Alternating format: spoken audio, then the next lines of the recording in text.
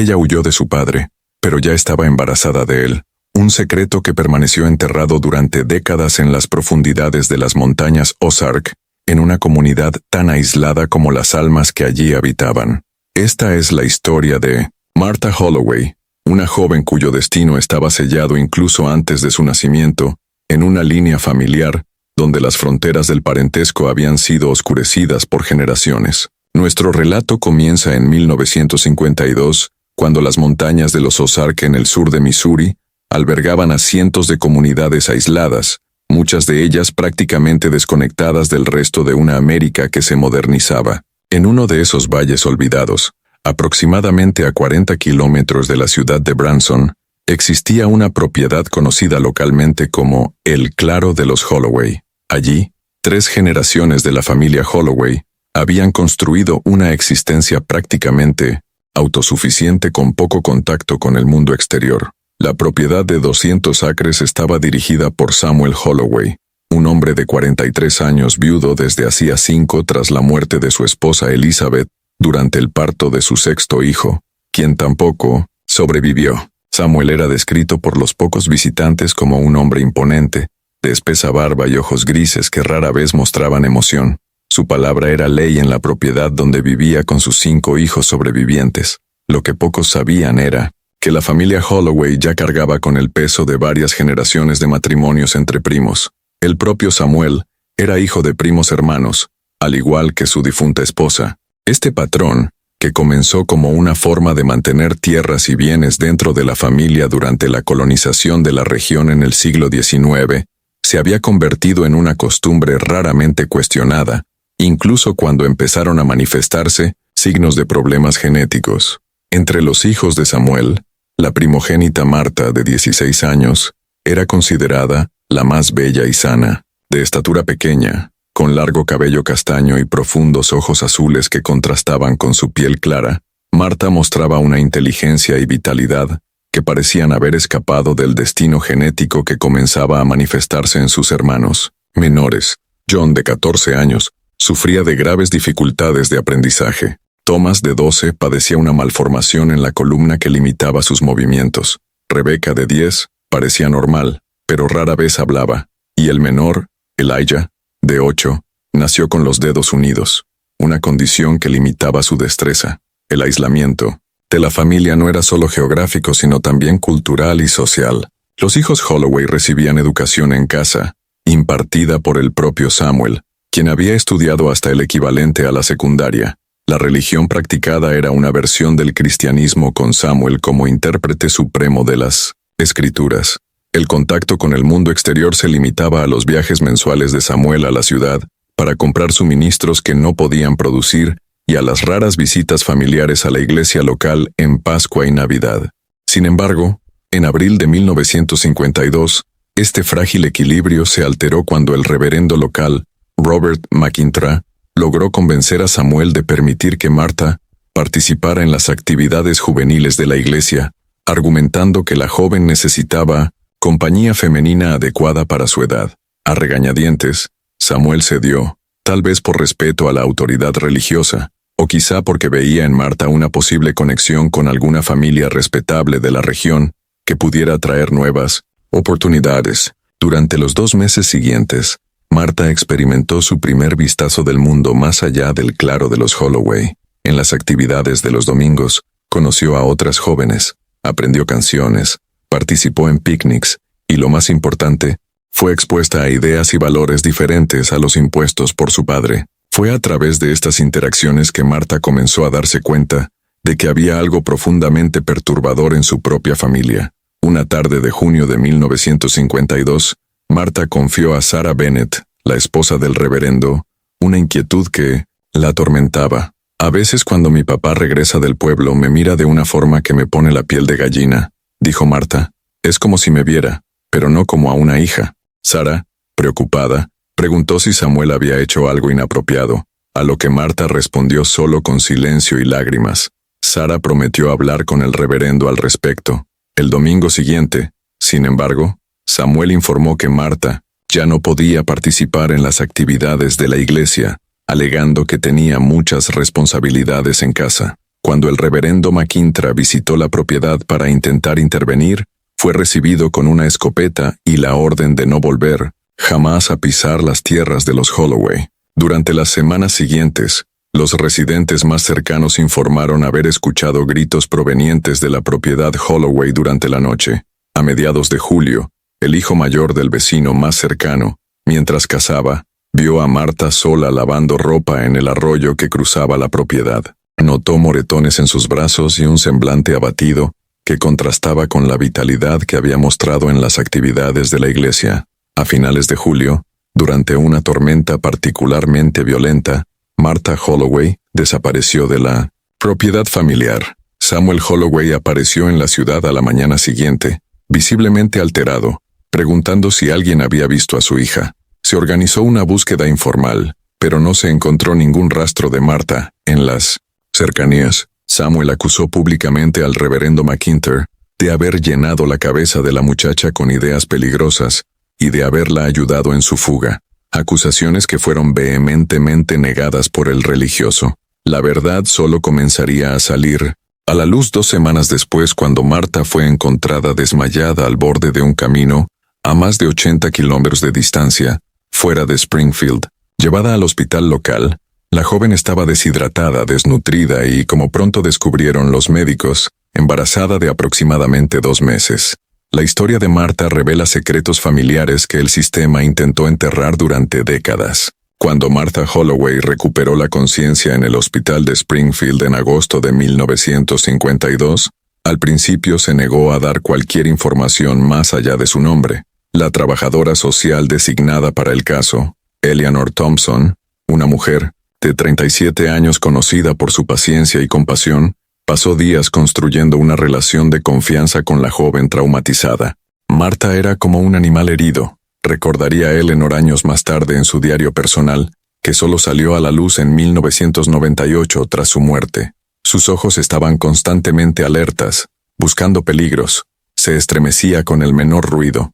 Pasó una semana hasta que me permitió sentarme junto a su cama sin temblar. Mientras tanto, las autoridades lograron identificar a la familia de Marta a través de registros escolares fragmentados y el testimonio del reverendo McIntyre. Cuando fue informado sobre el paradero de su hija, Samuel Holloway exigió de inmediato su liberación y su regreso a la custodia familiar, citando su derecho como padre y tutor legal. Fue durante la segunda semana de hospitalización que Marta finalmente comenzó a compartir su historia con Eleanor, en relatos intercalados con crisis de llanto y largos silencios.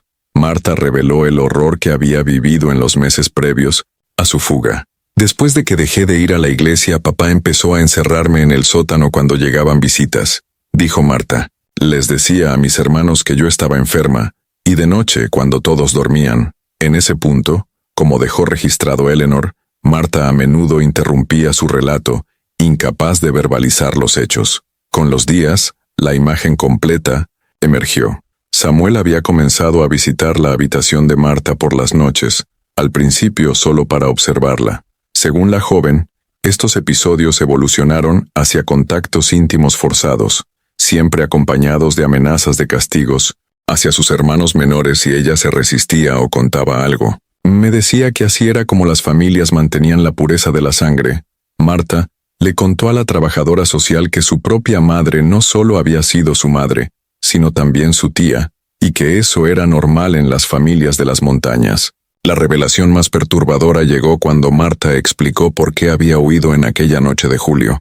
Escuché a papá hablar con el tío Jeremiah sobre casarme con mi primo Walter cuando regresara del ejército. Walter es hijo del tío Jeremiah con la tía Catherine, quien era hermana de mi madre. Supe entonces que nunca saldría de ese ciclo. Marta había planeado su fuga durante semanas, escondiendo pequeñas cantidades de comida y guardando las pocas monedas que obtenía cuando su padre no la veía. La noche de la tormenta, cuando la atención de la familia estaba centrada en proteger la propiedad contra posibles inundaciones, escapó por la ventana de su dormitorio con solo la ropa puesta y un pequeño fardo que contenía sus pertenencias más básicas. Caminé durante días, durmiendo en graneros y aceptando aventones cuando creí que era seguro, dijo. Solo quería llegar a un lugar donde nadie me conociera, donde pudiera empezar de nuevo. El caso de Martha Holloway presentó un complejo dilema, legal y ético para las autoridades de 1952. Por un lado, había acusaciones muy graves contra Samuel, que de comprobarse constituían crímenes atroces. Por otro, existía un fuerte estigma social en torno a los asuntos relacionados con la intimidad familiar, algo raramente discutido en público en aquella época, especialmente en comunidades rurales conservadoras. El fiscal de distrito Howard Jenkins, un hombre de mediana edad pragmático y conocido por su discreción, optó inicialmente por un enfoque cauteloso. En lugar de presentar de inmediato cargos criminales contra Samuel Holloway, lo que sería difícil de probar sin pruebas físicas más allá del testimonio de Martha, Jenkins solicitó al juez William Curtis que emitiera una orden de protección temporal que impidiera a Samuel tener cualquier contacto con su hija. El juez Curtis, un hombre de 62 años conocido por su postura tradicional en temas familiares, sorprendió a muchos al conceder no solo la orden de protección, sino también al determinar una investigación más amplia sobre las condiciones de vida de los demás hijos de Samuel Holloway. Las acusaciones hechas por la menor Martha Holloway son de una gravedad tal que este tribunal no puede ignorar la posibilidad de que otros menores residentes en la propiedad Holloway puedan estar en riesgo, escribió el juez en su decisión del 28 de agosto de 1952. La investigación subsiguiente reveló un patrón generacional de relaciones consanguíneas en la familia Holloway, que se remontaba al menos a 4 generaciones. Los registros parroquiales y certificados de nacimiento mostraban múltiples matrimonios entre primos hermanos y segundos, y en al menos 2 casos previos, relaciones entre tío y sobrina habían sido formalizadas mediante matrimonios falsificados. El Dr. Harold Winters, designado para examinar a los hermanos de Martha, documentó una serie de condiciones que atribuía a los efectos de la consanguinidad prolongada. Los 4 menores presentan signos consistentes con problemas genéticos recurrentes en linajes consanguíneos, incluyendo discapacidades cognitivas, malformaciones físicas y un desarrollo atípico. Existe un peligro claro para cualquier descendencia futura. Mientras la investigación continuaba, Martha permaneció bajo custodia estatal, inicialmente en el hospital, y más tarde en un hogar temporal administrado por monjas católicas en los alrededores de Springfield. Fue allí, en septiembre de 1952, cuando Martha intentó quitarse la vida al descubrir que su estado de embarazo había sido confirmado sin lugar a dudas. Ingirió una cantidad significativa de productos de limpieza, dijo la hermana Mary Catherine, supervisora del hogar. Cuando la encontramos, repetía que no podía traer otra criatura deformada al mundo, que la sangre estaba contaminada y que sería mejor para todos si terminaba allí mismo. Tras el intento de suicidio, Martha fue trasladada a una institución psiquiátrica en St. Louis, donde permaneció bajo constante observación. Los médicos debatieron intensamente sobre cómo proceder con el embarazo. En 1952, la interrupción intencional de un embarazo no solo era ilegal en la mayoría de las circunstancias, sino también considerada moralmente inaceptable por gran parte de la sociedad, incluso en casos extremos como el de Martha. El Dr. Lawrence Friedman, psiquiatra jefe responsable del caso, describió en sus notas el dilema ético al que se enfrentaba. La paciente está claramente traumatizada por la perspectiva de llevar un embarazo resultante de relaciones impropias con su propio padre.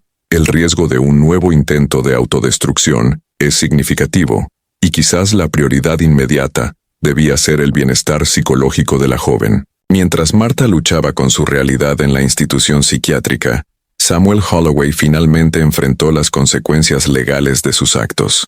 El 5 de octubre de 1952, tras semanas de investigación, el fiscal Howard Jenkins presentó acusaciones formales contra Samuel, que incluían abuso infantil, negligencia parental y conducta impropia bajo los términos legales de la época, que evitaban un lenguaje explícito sobre la verdadera naturaleza de los crímenes. La comunidad local reaccionó con una mezcla de conmoción, incredulidad y en algunos casos defensa del acusado. Samuel siempre fue un hombre reservado, pero trabajador y temeroso de Dios. Estas acusaciones deben ser un malentendido, declaró un vecino al periódico local. Otros, sin embargo, especialmente las mujeres de la comunidad, expresaron que, Siempre habían notado algo inquietante en la dinámica de la familia Holloway. Esos niños nunca sonríen, comentó una de las damas de la iglesia. Y Marta, cuando empezó a venir los domingos, parecía una flor que florecía al sol por primera vez. Había hambre en sus ojos, no de comida, sino de algo que nunca tuvo. El invierno de 1952-1953 fue particularmente riguroso en las montañas, Ozark, mientras la nieve cubría colinas y valles, aislando aún más a las comunidades rurales. 3 dramas paralelos se desarrollaban en torno a los miembros de la familia Holloway. En la institución psiquiátrica de St. Louis, Martha Holloway, ahora de 17 años y en el 4º mes de embarazo, alternaba entre periodos de profunda depresión y momentos de inesperada claridad y determinación. El equipo médico había logrado estabilizar su estado emocional lo suficiente como para que la joven ya no representara un peligro inmediato para sí misma, pero el trauma de fondo permanecía prácticamente intacto. Durante las sesiones de terapia, Martha comenzó a expresar preocupación no solo por su propio futuro, sino también por el destino de sus hermanos, escribió el Dr. Friedman en enero de 1953. Es notable cómo, a pesar de todo lo que sufrió, mantiene un fuerte sentido de responsabilidad hacia sus hermanos menores. La doctora Eleanor Blackwell, una de las pocas mujeres que ejercían en Missouri en esa época, asumió gradualmente el liderazgo en el tratamiento de Martha. Bajo su cuidado, la joven comenzó a procesar su trauma a través de terapia ocupacional y arteterapia, actividades consideradas innovadoras para la época. Martha demuestra una aptitud notable para el dibujo, dijo la doctora Blackwell. Sus primeros dibujos representaban exclusivamente escenas claustrofóbicas, sótanos, oscuros, ventanas cerradas, bosques muertos y densos. En las últimas semanas, sin embargo, comenzaron a aparecer imágenes de puertas abiertas y caminos que se extienden más allá del horizonte. A mediados de enero, ocurrió un avance significativo cuando Martha expresó por primera vez curiosidad sobre el desarrollo del bebé que llevaba en su vientre. Preguntó si el niño necesariamente nacería con problemas, si existía alguna posibilidad de que fuera normal, a pesar de las circunstancias de su concepción, relató la doctora Blackwell. Le expliqué de la manera más honesta y compasiva posible que, aunque el riesgo de complicaciones genéticas era mayor debido a la consanguinidad, no era una certeza absoluta. Mientras Martha reconstruía lentamente un sentido de esperanza, en St. Louis la situación de sus hermanos se convirtió en objeto de un intenso debate legal y social.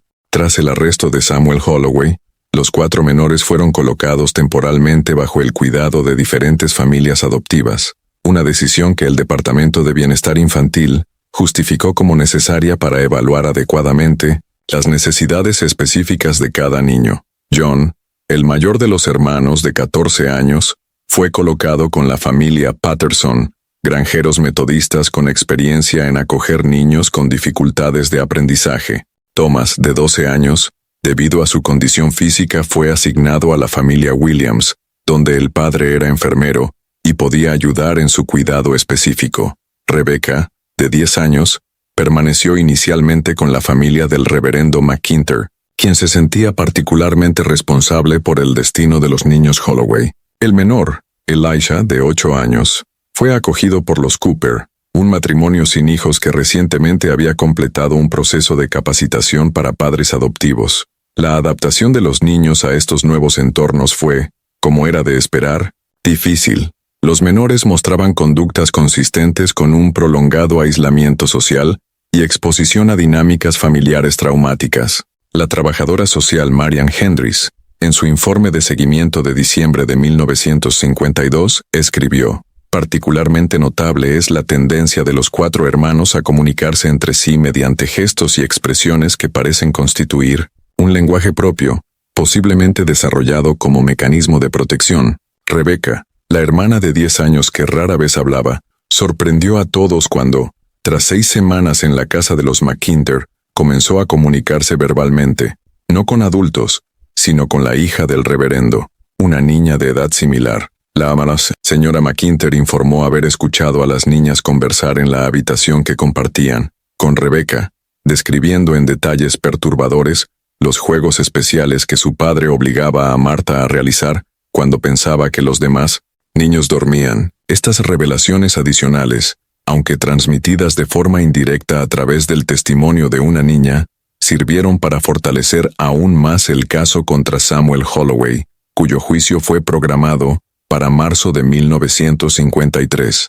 Samuel, por su parte, permanecía en la cárcel del condado, negándose a admitir cualquier irregularidad e insistiendo en que sus prácticas familiares estaban protegidas por la libertad religiosa y el derecho natural de un padre a gobernar su propio hogar. Encontró un aliado inesperado en su abogado designado por el Estado, Clayton Morris, un hombre profundamente religioso que, aunque personalmente disgustado por las acusaciones, creía firmemente en el principio constitucional de la defensa legal. Para todo acusado, mi cliente refuta categóricamente las acusaciones presentadas y sostiene que sus acciones siempre han estado guiadas por el bienestar de su familia, declaró Morris a la prensa local. Cuestionamos la fiabilidad del testimonio de una adolescente emocionalmente perturbada y la legalidad del modo en que los niños fueron retirados de la residencia familiar. El tercer drama se desarrollaba en la propia propiedad de los Holloway, ahora abandonada y bajo investigación continua.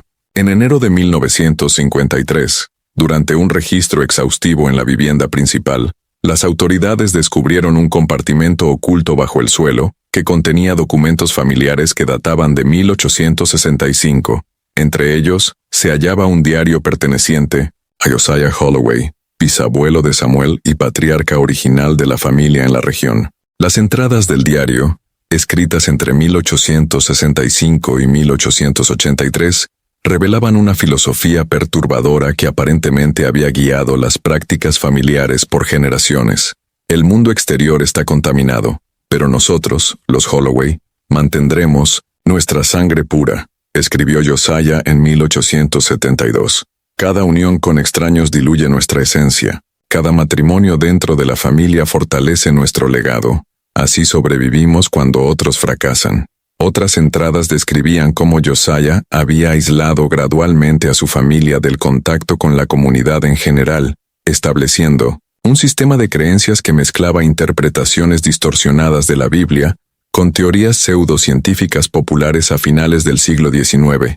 Una entrada particularmente reveladora, fechada en 1879, narraba cómo Josiah había arreglado el matrimonio de su hija mayor, de 14 años, con su propio hermano menor, tío de la niña. Elizabeth se resistió al principio, como era de esperar de su carácter obstinado. Tras 3 semanas en el sótano de la casa de curación, finalmente aceptó la voluntad divina y su responsabilidad con la pureza de nuestro linaje. El hallazgo de estos documentos no solo proporcionó evidencia adicional contra Samuel, sino también un contexto histórico más amplio para comprender cómo las prácticas abusivas se habían perpetuado durante generaciones, camufladas bajo una fachada de aislamiento religioso y autosuficiencia. Si ya has sentido que tu corazón se oprime al pensar en el dolor silencioso que Marta cargaba, comenta ahora, Marta merece justicia. Este simple acto demuestra que ves más allá de las apariencias y reconoces el sufrimiento de quienes no pueden hablar por sí mismos. El 10 de marzo de 1953 comenzó finalmente el juicio de Samuel Holloway en el Tribunal del Condado, un evento que atrajo la atención no solo de la comunidad local, sino también de periodistas de St. Louis y Kansas City. El caso había ganado notoriedad regional, no tanto por los detalles específicos de las acusaciones, que los periódicos de la época trataban con extrema cautela y un lenguaje velado, sino por lo que representaba en términos de tensión entre el aislamiento, las prácticas familiares y las normas sociales y legales en la evolución del periodo de posguerra. El fiscal Howard Jenkins, consciente de la sensibilidad del caso y de las dificultades de obtener condenas en procesos que involucraban relaciones familiares íntimas en ese tiempo, construyó su argumento alrededor de los aspectos más fácilmente demostrables de la conducta de Samuel: el aislamiento forzado de los niños, la privación de educación adecuada, las condiciones insalubres de la propiedad descubiertas durante las investigaciones y el maltrato físico constatado por los médicos que examinaron a los menores.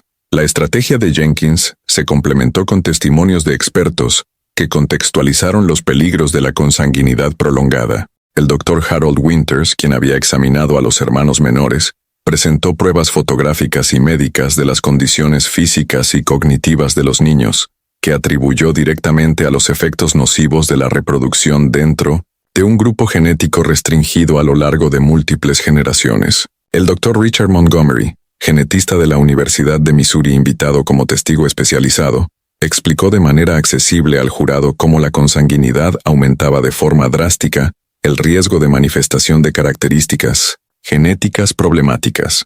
Cuando personas estrechamente emparentadas engendran hijos, las probabilidades de que el niño herede 2 copias de un gen potencialmente dañino aumentan significativamente. Las posibilidades de un resultado negativo son mucho mayores.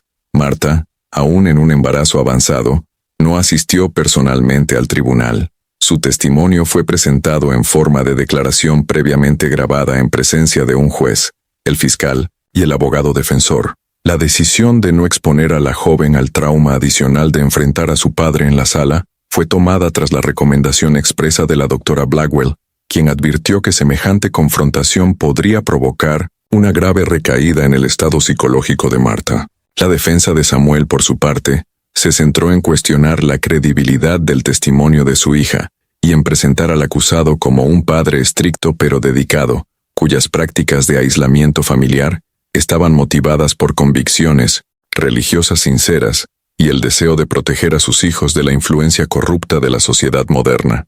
Los cargos contra mi cliente representan nada menos que una criminalización de prácticas familiares tradicionales y creencias religiosas, que se remontan a generaciones, argumentó Clayton Morris en su declaración inicial.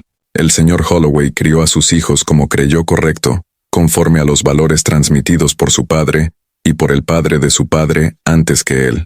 Morris convocó como testigos a varios miembros de la comunidad más amplia de las montañas, Ozark, quienes, aunque no conocían íntimamente a la familia Holloway, atestiguaron que el aislamiento familiar y la autosuficiencia eran prácticas comunes y respetadas en la región, y que la interferencia del gobierno en los asuntos del hogar siempre había sido vista con desconfianza. El testimonio más controvertido llegó de Jeremiah Holloway, hermano de Samuel y tío de los niños, mencionado en el relato de Marta como cómplice en el plan de casarla con su primo. Jeremiah, un hombre de 41 años notablemente parecido a Samuel, negó conocer cualquier conducta impropia de su hermano y describió a la familia Holloway como reservada pero decente.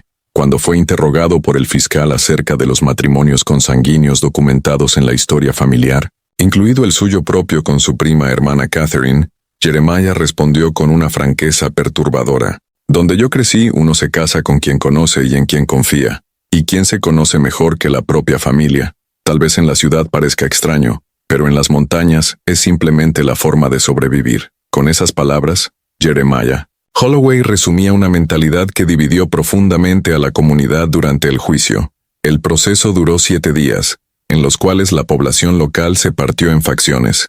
Mientras la mayoría expresó horror ante las revelaciones sobre las prácticas de los Holloway, una minoría ruidosa defendió el derecho de Samuel a criar a su familia según sus creencias, viendo el caso como un ejemplo de interferencia gubernamental en la autonomía familiar, un valor profundamente arraigado entre los habitantes de las montañas. El 17 de marzo de 1953, tras menos de 5 horas de deliberación, el jurado regresó con un veredicto de culpabilidad en todos los cargos.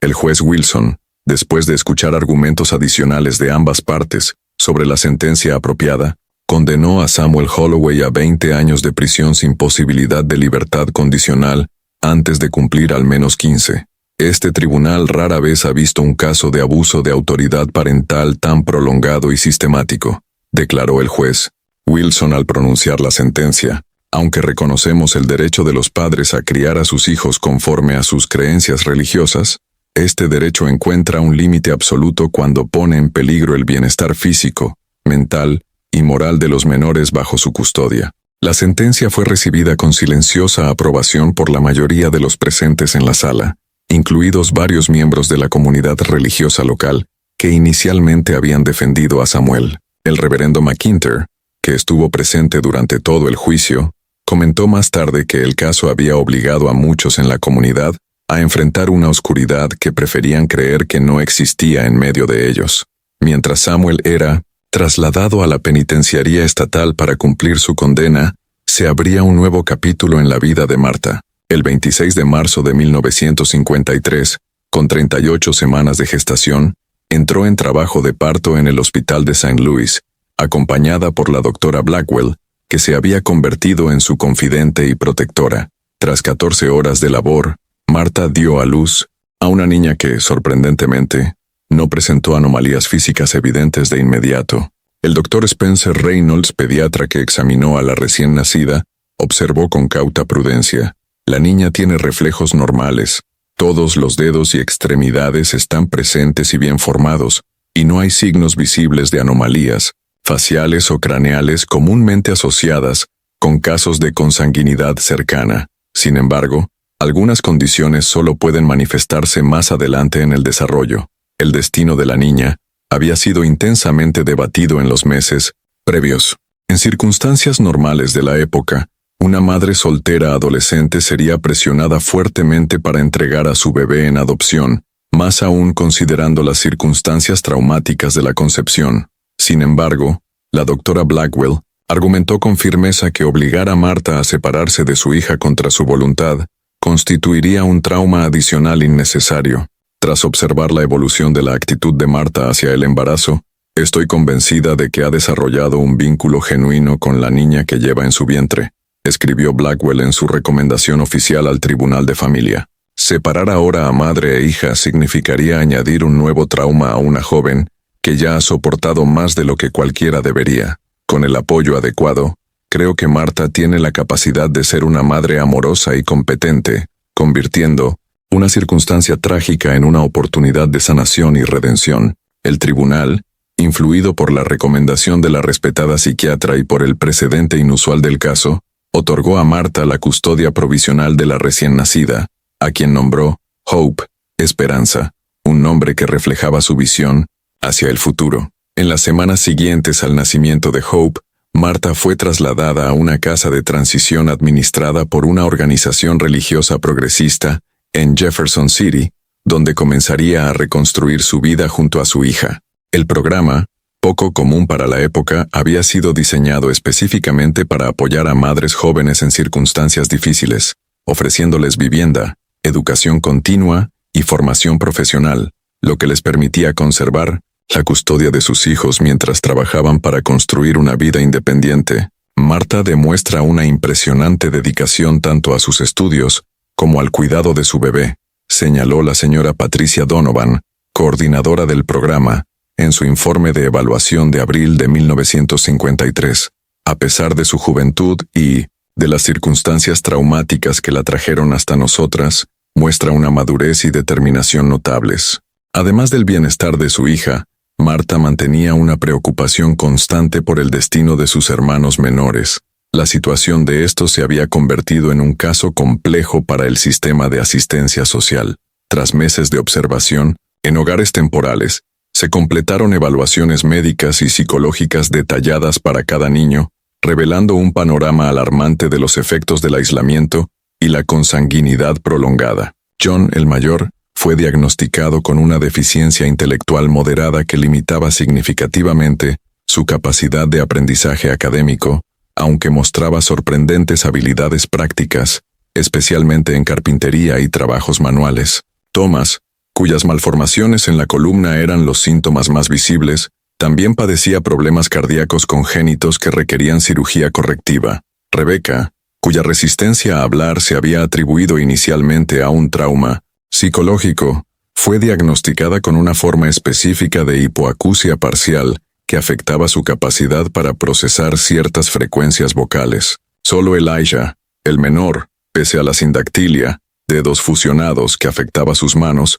parecía tener un desarrollo cognitivo cercano a lo normal para su edad, aunque con un marcado retraso social.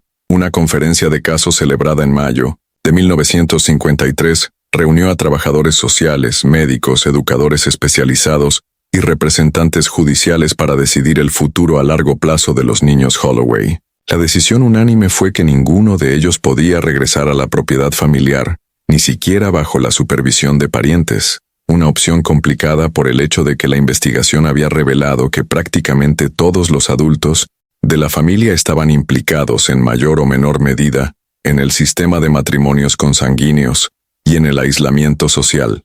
Los menores John, Thomas, Rebecca y Elijah Holloway requieren niveles de intervención médica y educativa especializada que sería imposible garantizar en un entorno familiar convencional en su región de origen, concluyó el informe oficial. Recomendamos su colocación permanente en instituciones capaces de atender sus necesidades específicas, con disposiciones para mantener contacto entre los hermanos y su hermana mayor Marta. Esta recomendación, aunque formulada con las mejores intenciones y basada en evaluaciones profesionales, reflejaba el enfoque predominante de la época para tratar a los niños con necesidades especiales, la institucionalización, una decisión que en las décadas siguientes sería ampliamente revisada y criticada, conforme la desinstitucionalización y la integración comunitaria se convirtieron en los enfoques preferidos, pero en 1953 parecía la opción más responsable, disponible. Marta reaccionó a la noticia con una mezcla de resignación y determinación. Ella entiende que sus hermanos necesitan cuidados que no puede darles por el momento, explicó la doctora Blackwell, tras informarle la decisión, pero me hizo prometer que no serían olvidados, que no desaparecerían en algún sistema anónimo. Ya habían sido invisibles durante demasiado tiempo. En los meses siguientes, mientras Marta se adaptaba a la maternidad y continuaba su propia recuperación, demostró una resiliencia extraordinaria. Completó el equivalente a la educación secundaria mediante un programa acelerado, aprendió habilidades administrativas de mecanografía y comenzó a planificar un futuro que un año antes habría parecido imposible. En septiembre de 1953, se produjo un giro significativo en el caso cuando un examen médico de rutina reveló que Hope presentaba un leve retraso en su desarrollo, posiblemente indicativo de problemas neurológicos subyacentes. Los médicos no pudieron determinar con certeza si esto estaba relacionado con la consanguinidad o si se trataba simplemente de una variación dentro del desarrollo normal, pero el hallazgo afectó profundamente a Marta. Pasó 2 noches enteras sin dormir, simplemente observando a su hija, relató la señora Donovan. Cuando finalmente habló de ello, Marta dijo algo que nunca olvidaré. No importa lo que le pase a Hope, ella nunca sabrá lo que es ser invisible o desechable. Sabrá que es amada tal como es. El compromiso de Marta con el bienestar de Hope, pese a las circunstancias traumáticas de su concepción y los posibles desafíos en su desarrollo, impresionó profundamente a los profesionales que trabajaban con ella. El Dr. Reynolds, quien continuaba supervisando el desarrollo de Hope, escribió en sus notas: «Rara vez soy testigo de un vínculo madre-hija tan intenso y sano, especialmente considerando la edad de la madre y su trauma de fondo. Holloway parece tener la notable capacidad de separar completamente a la niña de las circunstancias de su concepción». En noviembre de 1953, 9 meses después del juicio de Samuel Holloway, un incidente inesperado devolvió el caso a la atención pública. Jeremiah Holloway, hermano de Samuel y testigo en su defensa, fue arrestado tras una investigación reveladora iniciada por su propia esposa, Catherine. Ella había sido hospitalizada con graves lesiones, inicialmente reportadas como resultado de una caída, pero confió a una enfermera que en realidad había sido agredida por su marido tras cuestionar la atención que prestaba a su hija Beth, de 13 años. La enfermera, alertada por los paralelismos con el reciente caso Holloway, notificó a las autoridades. La investigación posterior reveló que Beth presentaba signos de experiencias íntimas inapropiadas, y finalmente, la niña confirmó que su padre había comenzado a visitarla por las noches después del juicio de su tío Samuel, diciéndole que ahora era su responsabilidad mantener viva la tradición familiar. Jeremiah Holloway fue arrestado y acusado de crímenes similares a los de su hermano. Durante los registros en su propiedad, situada a unos 10 kilómetros del claro original de los Holloway, las autoridades descubrieron una colección de correspondencia entre Jeremiah y Samuel que se remontaba a décadas atrás, donde se documentaba explícitamente cómo la familia había perpetuado sistemáticamente las prácticas de consanguinidad por generaciones, justificándolas mediante una mezcla distorsionada de religiosidad, teorías pseudocientíficas sobre la pureza de la sangre y una desconfianza paranoica hacia el mundo exterior. La carta más perturbadora, escrita por Samuel a Jeremiah apenas 3 meses antes de la fuga de Marta, Detallaba. Estoy preparando a Marta para continuar con nuestro linaje puro. Ella lleva lo mejor de nuestra sangre, con pocos de los defectos que afectan a los demás. Si Walter no regresa del ejército a tiempo, quizás sea mejor que yo mismo engendre la próxima generación. Estas revelaciones adicionales no solo fortalecieron retroactivamente el caso contra Samuel, sino que también expusieron la extensión sistemática de prácticas abusivas dentro del clan Holloway, lo que condujo a una investigación más amplia, que eventualmente implicó a 3 miembros adultos más de la extensa familia en conductas similares. Para Marta, las noticias sobre su tío despertaron sentimientos complejos. Expresó tanto validación, porque su testimonio había quedado fundamentalmente confirmado, como una profunda tristeza por su prima Beth, que ahora enfrentaba un trauma similar al suyo.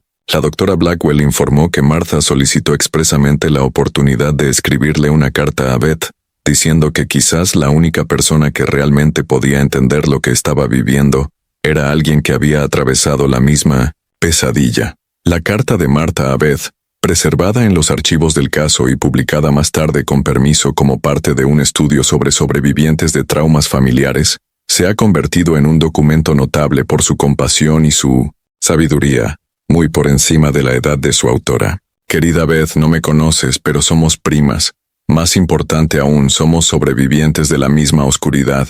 Quiero que sepas 3 cosas que a mí me tomó mucho tiempo aprender, pero que lo cambiaron todo. Primero, lo que te pasó no fue tu culpa. Nada que hiciste o pudiste haber hecho lo habría evitado. Segundo, no estás contaminada ni arruinada.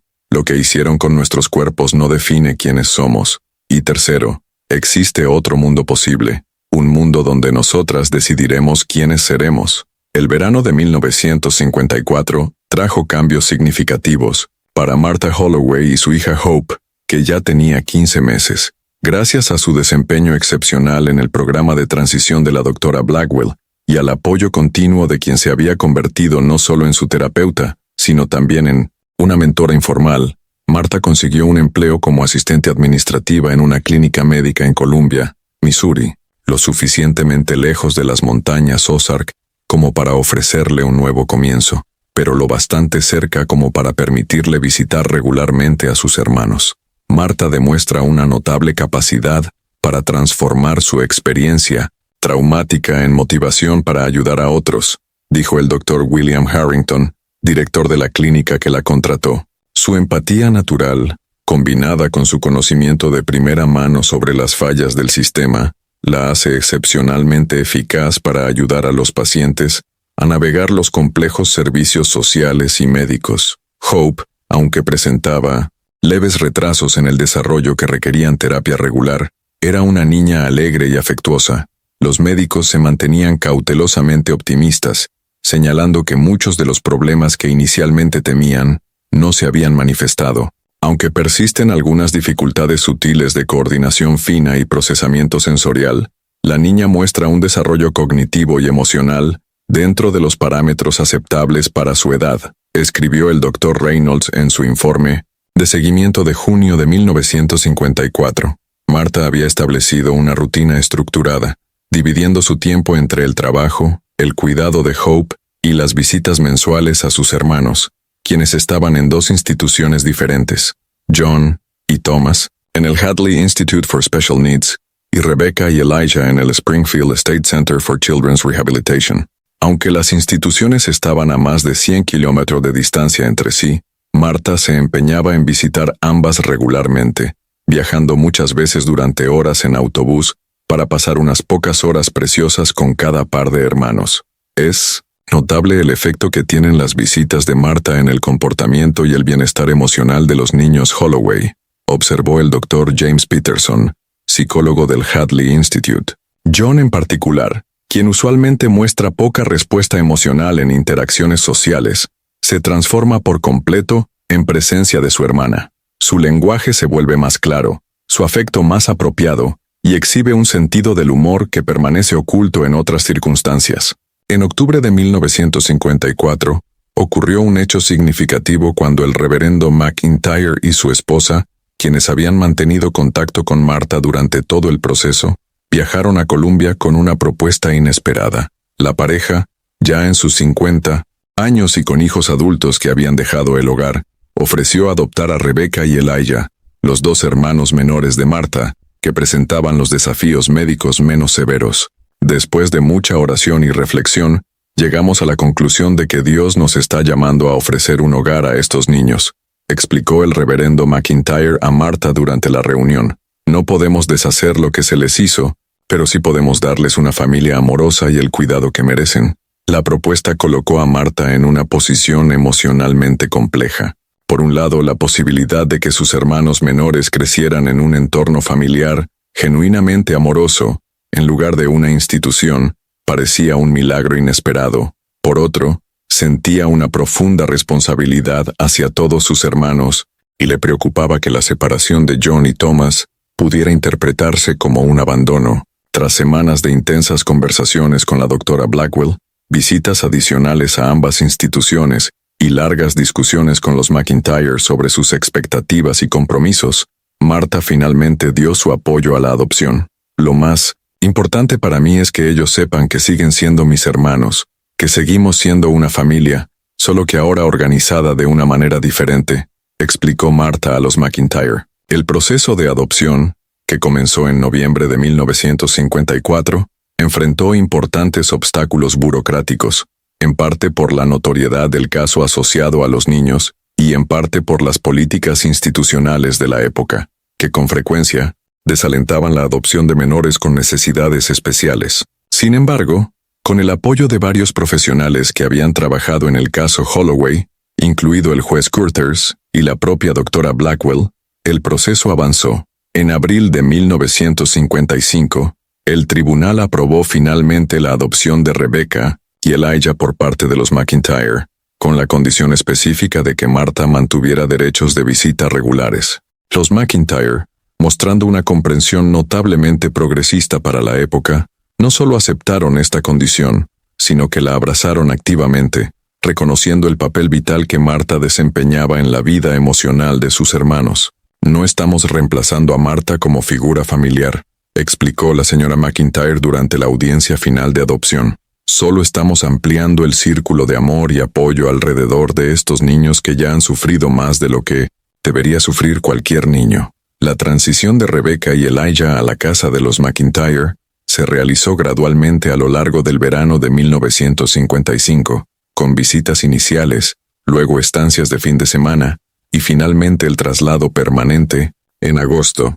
Marta participó activamente en el proceso, trabajando con terapeutas y educadores para asegurarse de que la transición fuera lo menos traumática posible. John y Thomas, entre tanto, permanecieron en el Hadley Institute, donde continuaban recibiendo el tratamiento especializado que sus condiciones demandaban. John, ahora de 17 años, había desarrollado notables habilidades de carpintería bajo la guía de un paciente instructor, creando piezas de madera sorprendentemente intrincadas y hermosas, a pesar de sus limitaciones cognitivas. Thomas, de 15 años, se había sometido a 2 cirugías correctivas de su columna y, aunque aún enfrentaba importantes desafíos de movilidad, mostraba un progreso constante en su rehabilitación física. Marta continuaba visitándolos fielmente, llevando consigo a Hope, para que la niña conociera a sus tíos desde temprana edad. Es importante para mí que Hope crezca entendiendo que la familia no se define por lo que parece normal a los demás, sino por el amor y el compromiso, explicó Marta a la doctora Blackwell durante una de sus sesiones, ahora realizadas más como controles de bienestar que como terapia intensiva. En noviembre de 1955, se produjo un giro inesperado cuando Marta recibió una carta de Samuel Holloway, enviada desde la prisión estatal, donde cumplía su condena. Era el primer intento de comunicación desde su sentencia, y el contenido revelaba una mente aún incapaz de reconocer plenamente la naturaleza de sus crímenes. Mi querida Marta, espero que esta carta te encuentre arrepentida y buscando el perdón que solo un padre puede otorgar. He rezado por tu alma y por la del hijo nacido de nuestra sangre pura. El mundo intentará convencerte de que lo nuestro estuvo mal, pero tú y yo sabemos la verdad sobre nuestra misión especial. Cuando sea liberado, reconstruiremos nuestra familia como debe ser. Con amor, Samuel Holloway. Marta, profundamente perturbada por la carta, la entregó de inmediato a las autoridades y solicitó una orden de restricción formal, que fue concedida sin demora. El incidente, aunque angustiante, sirvió como un recordatorio claro de cuánto había progresado en su recuperación. La carta que 2 años antes podría haberla sumido en una espiral de ansiedad y miedo, ahora le provocaba una calma determinación de proteger su nueva vida y la de su hija. Él todavía cree que tiene poder sobre mí, le dijo Marta a la doctora Blackwell tras el incidente, pero la verdad es que no tiene ningún lugar en mi vida, solo es un recordatorio de lo que he superado. A finales de 1955, cuando Marta se acercaba a su 20º cumpleaños, tomó una decisión significativa: cambiar legalmente su apellido y el de Hope, abandonando el nombre Holloway y las traumáticas asociaciones que conllevaba. Tras una cuidadosa reflexión, eligió el apellido Freeman, un nombre que simbolizaba no solo su liberación del pasado, sino también su visión de futuro. Marta Freeman suena bien, comentó durante el sencillo procedimiento legal que hizo oficial el cambio. Es un nombre que Hope y yo podemos llevar con orgullo. Los años siguientes trajeron una estabilidad gradual y logros constantes. Marta continuó progresando en su carrera, convirtiéndose finalmente en coordinadora de servicios sociales en la clínica, un puesto que le permitió ayudar a otras familias en crisis. Hope, aunque siguió enfrentando algunos desafíos cognitivos leves, creció como una niña feliz, bien adaptada socialmente, y con un talento particular para la música y el arte. Rebecca y Elijah florecieron en el ambiente amoroso de la casa de los McIntyre, progresando más allá de lo que los médicos habían previsto. Rebecca, cuya pérdida auditiva parcial fue finalmente corregida con la entonces experimental tecnología médica, desarrolló una pasión por la literatura y la escritura, creando a menudo elaboradas historias para entretener a su hermano menor. Elijah, tras una cirugía correctiva para separar algunos de sus dedos fusionados, reveló un talento para el diseño técnico que eventualmente lo conduciría a una carrera en la arquitectura. John y Thomas, aunque permanecieron institucionalizados debido a sus necesidades más complejas, también encontraron maneras de desarrollar sus propias fortalezas y talentos dentro de las limitaciones de sus condiciones. Marta nunca dejó de visitarlos, manteniendo vivo el vínculo familiar incluso cuando otros los habrían considerado un capítulo cerrado. En 1962, 10 años después de la fuga que cambió el rumbo de su vida, Marta Freeman, con 26 años, fue invitada a compartir su historia en una conferencia sobre la prevención del abuso infantil, uno de los primeros eventos de este tipo en los Estados Unidos. Su testimonio, cuidadosamente anónimo para proteger su privacidad y la de Hope, tuvo un profundo impacto en los profesionales presentes. La verdadera carga de mi historia familiar no fue solo lo que sucedió dentro de aquellas paredes aisladas, concluyó en su discurso. Fue también el silencio de la comunidad que rodeaba, los ojos que se apartaban, los oídos que se negaban a escuchar las señales. Cuando protegemos el derecho de las familias a aislarse completamente del escrutinio social, no estamos protegiendo la libertad, estamos potencialmente protegiendo el abuso. Los niños no son propiedad, son seres humanos con derecho a seguridad, dignidad y la posibilidad de un futuro más allá de las sombras de sus ancestros. Las montañas Ozark, con sus profundos valles y densos bosques, aún guardan muchos secretos de familias que, durante generaciones, vivieron en aislamiento. La historia de los Holloway, aunque particularmente trágica, no fue única. Otras familias en comunidades apartadas del país mantuvieron prácticas similares, muchas veces bajo el manto de la tradición o la religión, lejos de los ojos de la sociedad. Lo que hizo extraordinaria a Martha Holloway Freeman fue su determinación, no solo de escapar del ciclo de abuso consanguíneo, sino de transformar su experiencia en una fuerza de cambio positivo. Su valentía al enfrentarse no solo a su padre, sino a todo un sistema de creencias y prácticas transmitidas por generaciones, creó ondas que eventualmente ayudarían a moldear políticas más rigurosas de protección infantil y una mayor conciencia sobre los peligros del aislamiento extremo. Hope Freeman creció sin conocer los detalles completos de su concepción hasta la adultez, cuando Marta finalmente compartió la historia completa. Cuando más tarde le preguntaron cómo recibió la revelación, Hope respondió con la serena sabiduría que caracterizó su relación con su extraordinaria madre. La historia de cómo llegué al mundo no es mi historia, es su historia, de su valentía y determinación. Mi historia comenzó cuando ella decidió que el pasado no definiría el futuro. La sangre que corre por mis venas puede llevar el legado genético de generaciones de malas decisiones, pero también lleva el legado de una mujer que tuvo el valor de decir, no más, y comenzar un nuevo capítulo. El coraje de Marta es un recordatorio de que, incluso en las circunstancias más oscuras, siempre existe un camino hacia la luz.